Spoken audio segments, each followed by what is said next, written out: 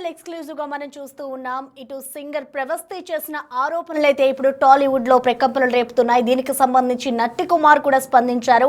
ఇటు ప్రవస్తికి సంబంధించి ఏదైతే పాడుతా తీయగాలో అన్యాయం జరిగిందో దానికి సంబంధించి మేము పోరాడతామంటూ కూడా నట్టి కుమార్ చెప్పుకొస్తూ ఉన్నారు. పాడుతా తీయగాలో అందరూ ఒకే కులం వాళ్ళు ఉంటారు, క్యాస్ట్ ఫీలింగ్ చాలా ఎక్కువగా కనిపిస్తుంది అంటూ కూడా నట్టి కుమార్ అయితే స్పందించారు. ఇటు పాడుతా తీయగా జడ్జెస్ పై ప్రవస్తి సంచలన ఆరోపణలు చేసింది. ఆ ఆరోపణలకు సంబంధించి అయితే ఇప్పుడు టాలీవుడ్ లో కలకలం రేపుతుందని చెప్పుకోవాలి. పాడుతా తీయగాలో అందరూ ఒకే కులం వాళ్ళే ఉంటారు, ఆ క్యాస్ట్ ఫీలింగ్ చాలా ఎక్కువగా కనిపిస్తుంది. సో ప్రవస్తి ఏదైతే జడ్జెస్ కి సంబంధించి ఆమె ఆరోపణలు చేస్తుందో దాని అంతటికీ కూడా మేము సపోర్ట్ గా ఉంటాము అంటూ కూడా ఇటు నట్టి కుమార్ అయితే స్పందించారు. సింగర్స్ అందరూ కూడా ఆమెని ఎగతాళి చేసి మాట్లాడారు. మా మదర్ కి సంబంధించి కూడా కొంచెం హీనంగా మాట్లాడారు, నువ్వు అంటూ కూడా సంబోధించారు అంటూ ఆ ప్రవస్తి తనకి ఏదైతే పాడుతా తీయగా ప్రోగ్రామ్ గురించి దాంట్లో జడ్జిమెంట్కి సంబంధించి ఆమె ఏవైతే ఎదుర్కొందో అవన్నీ సమస్యల మీద తాను మాట్లాడడం జరిగింది. దానికి సంబంధించి ఇటు ప్రవస్తి సంచలనం ఆరోపణలు చేస్తుందో ఇటు జడ్జెస్కి సంబంధించి వెంటనే ఇటు టాలీవుడ్లో కూడా ప్రకంపనలు రేపింది. ఎందుకంటే అది చాలా ఒక పెద్ద ప్రోగ్రాం కాబట్టి ఇటు కీరవాణికి సంబంధించి ఇటు సునీత వీళ్ళందరి మీద కూడా ఇటు ప్రవస్తి అయితే ఆరోపణలు చేస్తుంది. దానికి సంబంధించి ఇటు నిర్మాత నట్టి కుమార్ స్పందించారు.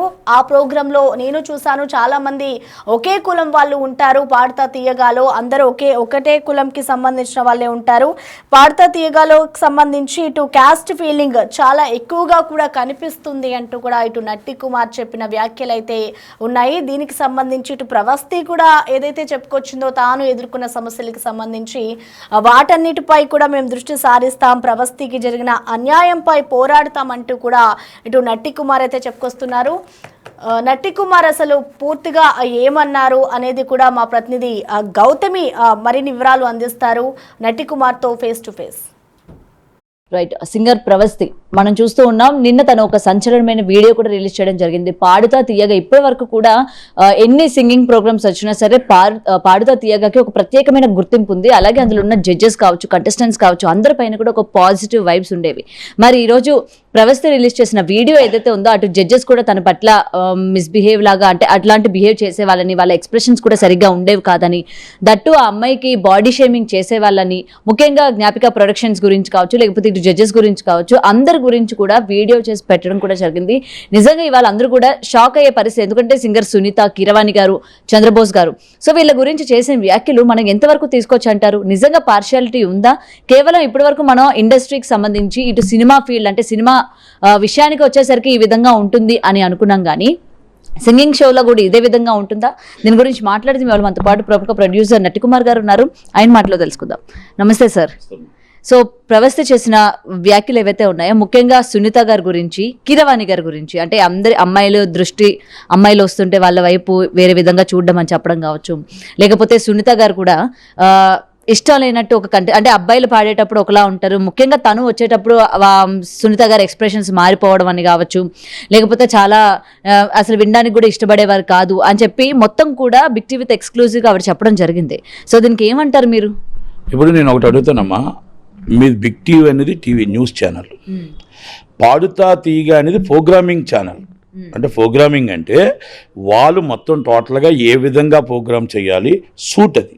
అంటే సునీత గారు ఏ విధంగా ఒక డైరెక్టర్ ఉంటాడు, డైరెక్టర్ సునీత గారు నవ్వండి, సునీత గారు సీరియస్ అవ్వండి, సునీత గారు ఇది ఇవన్నీ ప్రోగ్రామింగ్. కీరవాణి గారు ఇది చెయ్యాలి అంటే, కానీ ఇది మొత్తం టోటల్గా ఏదో మీలాగా లైవ్లు ఉండే ప్రోగ్రాములు కావు కదా. ఇది బాలసుబ్రహ్మణ్యం గారు తీసుకొచ్చారు.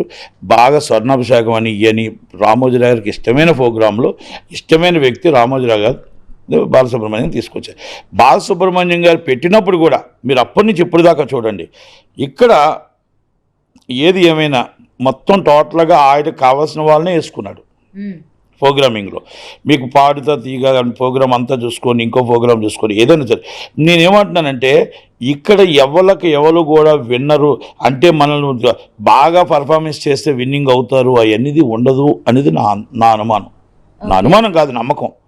బిగ్ బాస్ కానీ బిగ్ బాస్ కానీ లేకపోతే మీకు పాడుతా తీగ కానీ ఇంకా ప్రోగ్రామ్స్ కానీ సీరియస్గా జడ్జెస్ వెళ్ళిపోతా అటు అని చెప్పేసి మీకు చూసాం కదా రాజశేఖర్ వీళ్ళంతా చాలామంది జానీ మాస్టర్ సీరియస్గా వెళ్ళిపోతుంటారు, వార్నింగ్ ఇచ్చి వెళ్ళిపోతుంటారు, వాళ్ళని తిడతారు వీళ్ళని తిడతారు, కన్నీరు పెడతారు. ఇవన్నీ సినిమా షూటింగ్ అది. ఇది షూటింగ్ ఒక డైరెక్టర్ చెప్పింది యాక్ట్ చేయడం మాత్రమే. సినిమా అండ్ బుల్లుతెర అదొక బుల్లుతెరలో ఒక serial type is the programming అంతే. అలాంటి దాంట్లో ఆ అమ్మాయి వెళ్ళింది, ఆ అమ్మాయికి ఇవ్వాలా వద్దా అనేది ఆటోమేటిక్గా ముందే ఫిక్స్ అవుతుంది. పలానా వాళ్ళు 1, పలానా వాళ్ళు 2, పలానా వాళ్ళు 3, పలానా వాళ్ళకి ఎలిమినేట్ చేయండి, పలానా వాళ్ళు ఈ టైంని ఎలిమినేట్ చేయండి, పలానా వాళ్ళని చూసి నవ్వండి, పలానా వాళ్ళు చూసి ఏడండి, పలానా వాళ్ళు చూసి సీరియస్ అవ్వండి అనేది డైరెక్టర్ చెప్పిన ప్రోగ్రామింగ్ అవుతుంది. కానీ మనం ఎంతో పర్ఫార్మెన్స్ చేసామంటే ఎస్ మీ టాలెంట్ పర్ఫార్మెన్స్ చేశారు, మీరు పాపం చక్కగా కష్టపడ్డారు, ఆ కష్టపడినందుకు ఫలితం దక్కాలని కోరుకుందాం. మీకు ఫలితం ఎక్కడికి పోదు, మీ కష్టం ఎక్కడికి పోదు, రేపు ఫ్యూచర్లో మీకు ఉపయోగపడుతుంది. కానీ ఇవన్నీ ప్రోగ్రామ్స్ అని గుర్తుపెట్టుకోండి. మీకు ఫోన్ చేసి వాళ్ళు రమ్మన్నారు అంటే మీకు విన్నర్ అవుతారు. మీరు వాళ్ళకి ఫోన్ చేసి మీరు వెళ్తున్నారు అనుకుంటే మీరు బకర్ అవుతారు. ఇలాంటి షోస్ లోని ఓటింగ్ ప్రాసెస్ కూడా పెడుతూ ఉంటారు. మీకు నచ్చిన కంటెస్టెంట్ కి మీరు ఓటు వేయింది, ఎవరు విన్నర్ అవ్వాల అనుకుంటున్నారు అని చెప్పి. మరి ఇక్కడ జనాల్ని మోసం చేస్తున్నట్టు కాదు, ఎందుకంటే వాళ్ళు ఆల్రెడీ విన్నర్ ని డిసైడ్ అయిపోయినప్పుడు ఎందుకు ఇలాంటివన్నీ కూడా జనాలకు పెట్టడం అంటే ఆకర్షణ. జనాలు అంటే రియల్గా ఎలా కనబడుతుందంటే ఇది ఒక ఓటింగ్ అవుతున్నట్టు, ఈ ప్రోగ్రామ్ అవుతున్నట్టు, ఇవన్నీ అవుతున్నట్టు. బిగ్ బాస్ ఉంది 20 మొత్తం కంటిన్యూ బిగ్ బాస్లోనే ఉంటున్నారు జనాలు. 24 గంటలు మీ కెమెరాలు పెట్టుకుని ఉంటున్నారా? కాదు కదా. మరి అది అన్ని ప్రోగ్రామ్ ఏంటో అన్నీ మనకు తెలుసు కదా. ఓటింగ్ అంటారు, ఓటింగ్ స్పాట్ ఏంటో తెలుసు, ఎవరు విన్నరో తెలుసు, ఎవరేంటో తెలుసు, అన్నీ తెలుసు. కానీ జనాలు నమ్ముతారు. ఇప్పుడు సినిమా తీస్తున్నప్పుడు పై నుంచి కిందకి జంప్ చేస్తాడు. చిరంజీవి గారు జంప్ చేస్తారు అనుకుంటారా? డూబ్ అని ఇప్పుడు తెలుసు, ఒకప్పుడు తెలియదు కదా. అవునా కదా? అలాగే ఇవన్నీ కూడా మనం అన్నీ తెలిసిపోయినప్పుడు సినిమా చూడరు, అన్నీ తెలిసిపోయినప్పుడు సీరియల్ చూడరు, అన్నీ తెలిసిపోయిన పాడుతా తీగ కూడా చూడరు కదా. ఇవన్నీ ప్రోగ్రామింగ్ అంటారు. ఆ ప్రోగ్రామింగ్లో మనం ఒక దాంట్లో అంతే. నేనేం చెప్పా, వాళ్ళు పిలిస్తే విన్నరు, మనం వెళ్తే బకర్ అవుతాం, అంతే తేడా. దాంట్లో ఈ అమ్మాయి బాడీ షేమింగ్ చేశారని, బొడ్డు కిందకి చీర కట్టుకోవాలి, ఎక్స్పోజింగ్ చేయాలి అని చెప్పడం కూడా మీకు కీరవాణి గారు తెలుసు, సునీత గారితో కూడా పరిచయం ఉంటుంది. నిజంగా వీళ్ళు ఈ విధంగా బిహేవ్ చేశారంటే వాళ్ళు చాలా మంది నమ్మట్లేదు. నేను ఒక మాట, అమ్మాయి చెప్పిన మాటల్లో నేను కొంచెం ఏకపించను. అలాగని సినిమా షూటింగ్ అన్నప్పుడు కొంచెం సినిమా షూటింగ్ అయినా లేకపోతే పాడుతా తీగ ప్రోగ్రామింగ్ అయినా అక్కడ డైరెక్టర్ చెప్పినట్టు మనం కొంచెం చెయ్యాలి.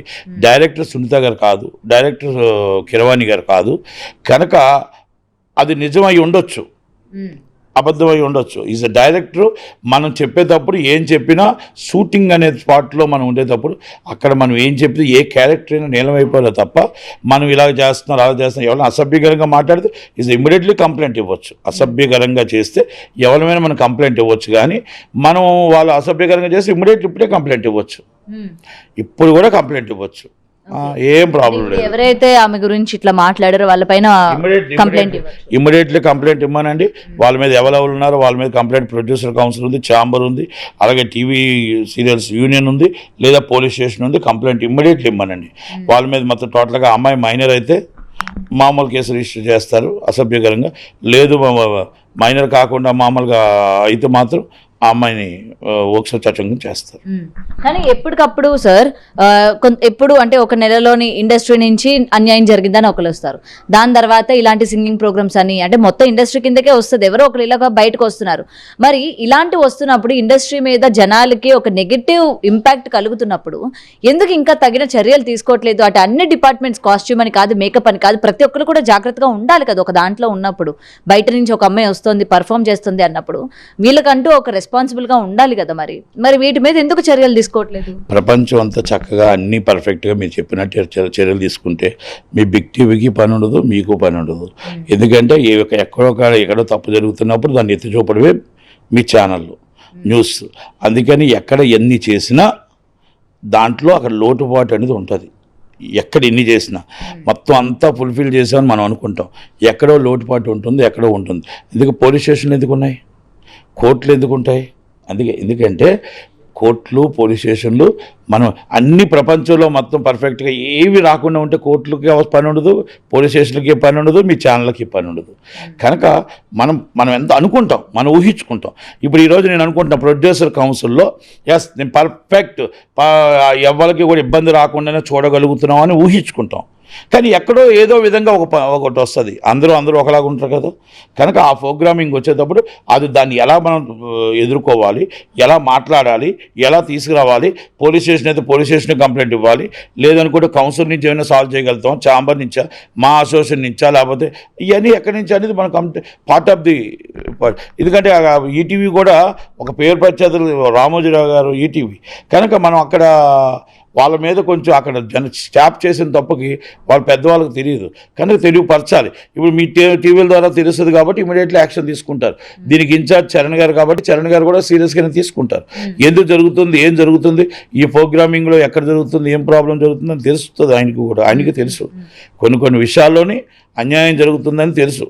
కొంతమంది విషయాలు ఇంకొకటి, ఆ అమ్మాయి చరణ్ గారికి చెప్పుకోలేక, లేకపోతే చరణ్ గారికి చెప్పిన వాళ్ళపైన యాక్షన్ తీసుకోరు, వింటారో వినరా అని చెప్పి వాళ్ళ అమ్మాయి బయటకు వచ్చిందని అంటున్నారు. వాళ్ళు చెప్పినా సరే ఉపయోగం లేదు అనుకోవచ్చు. మరి ఇప్పుడు అమ్మాయి అందరికీ చెప్పుండొచ్చు, చెప్పి ఎక్కడ లేకపోతే గత్యంతరం లేని పరిస్థితుల్లో ఆమె ఏదైతే ఉందో ఆమెకు ఒక టాలెంట్, ఈ టాలెంట్ బయట పెడితే ఆమె బయటకు వస్తే టాలెంట్ పోతుందని తెలుసు, ఆమె కెరీర్ పోతుందని తెలుసు. అయినా తెగించి బయటకు వచ్చిందంటే ఆమె ఎంత బాధపడి ఉంటుంది. అయినా తెగించి మీ ఛానల్ ముందుకు వచ్చిందంటే ఎంత కష్టపడి ఉంటుంది, ఎంత ఇబ్బంది పడి ఉంటుంది. అంత పడితేనే అమ్మాయి వచ్చి ఉంటుంది. మనం నమ్మాలి అమ్మాయిని. ఒక ఆడపిల్ల సిగ్గిడిచి అని చెప్పుకోదు. చెప్పింది అంటే దాంట్లో 95% నిజాలు ఉండొచ్చు. నిజం ఉండకుండా ఒక అమ్మాయి ఎందుకు ఇలాగా నన్ను ఇలాగ అబ్యూజ్ చేశారు, అసభ్యంగా చేశారు అని ఎందుకు చెప్తుంది అనేది ఫస్ట్ మనం తెలుసుకోగలగాలి. కనుక అక్కడ ఎవరో ఒకరు వినకపోతే, అక్కడ ఎవరో కంప్లైంట్లు తీసుకోలేకపోతే ఆఖరి పరిస్థితుల్లో మీ ఛానల్ దగ్గర రావాల్సి వచ్చిందండి. కానీ మీ ఛానల్ కంటే ముందు పోలీస్ స్టేషన్కి వెళ్ళాలి. మీ ఛానల్ కంటే ముందు పోలీస్ స్టేషన్కి వెళ్ళి కంప్లైంట్ ఇచ్చి మీ ఛానల్కి రావాలి. ఇప్పుడైనా ఏం లేదు, ఎవరు చేశారో వాళ్ళ మీద ఇమ్మీడియట్లీ యాక్షన్ తీసుకుంటారు. పోలీస్ స్టేషన్కి కంప్లైంట్ ఇవ్వండి, పోలీసులు ఇమ్మీడియట్లీ కూడా దాని మీద కేసు రిజిస్టర్ చేస్తారు, ఇమ్మీడియట్లీ చేస్తారు.